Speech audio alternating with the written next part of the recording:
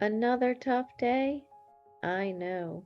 Share your mind with me for a moment and let's get you back in control. My people, hear my secret. For first date chatting, I suggest some mental formatting.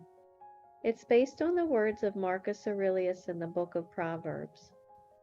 Remind yourself that your task is to be a good human being. Remind yourself what nature demands of people. Then do it without hesitation and speak the truth as you see it, but with kindness, with humility, without hypocrisy. A fool takes no pleasure in understanding, but only in expressing his opinion. Here's the storytelling. What should you talk about on your first date?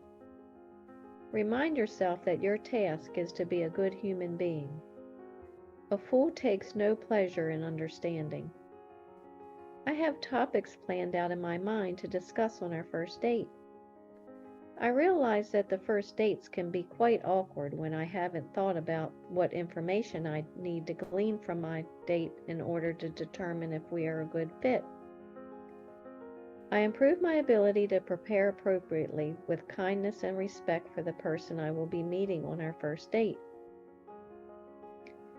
And now the mindset. It's our first date. What are we going to talk about? What should I say to the person? What should I ask about them? For me, first dates always incite nervousness.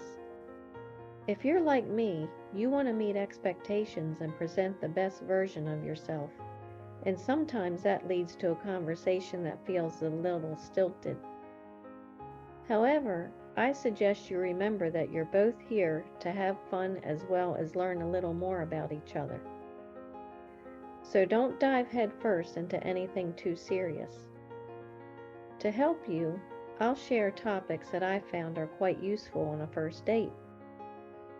Know that I have them pre-planned before the date to ensure our time together is fabulous and meaningful. To begin, how about favorites and interests? In a world where various forms of entertainment and leisure are easily available, your date will likely have a favorite book, movie, show, food, music, or artist, to name a few. You asking questions about your date's interests gives simplicity to both the asking and the answering, and you may even find unexpected common ground you share. Another is hobbies and ambitions. I found that when I encourage someone to talk about their passions, I'll often gain deep insight into who they are as a person and what they want to do with their life. As a bonus, I find it incredibly charming to watch someone brighten up when they're talking about their dreams. Then there's destinations, past and present. You can learn a lot about someone from the places they've been and the places they plan to go. Sharing stories of hometowns and prior vacations can open up discussions about how your experiences are alike or different, and how those experiences shaped you and who you are today. Asking about their dream vacation enlivens the chat while also being a good way to learn more about their future plans. And most important, share your faith in God. Religion may be a sensitive topic to some, which is why it's good to clarify each of your positions on the first date.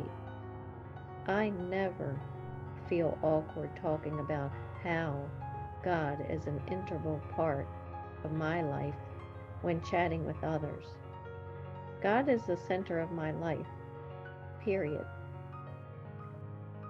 And learning about another's relationship with God and being upfront about your own might just be the deciding factor in ending the first date or scheduling the second. So, when on a first date, it may seem daunting to get the conversation going, but you're only a question or two away from an amazing conversation where you each discover more about the person sitting across the table. Or better yet, They scoot over next to you because the conversation is simply magical. Enjoy the thrill. Enjoy the fascination. Thank you for sharing your mind with me. For your continued success, hear my secret. For first date chatting, I suggest some mental formatting. Now relax, control your mind, and be as you wish to seem. Empowered. I'm Lori Stith, the Stoicess, and I believe in you.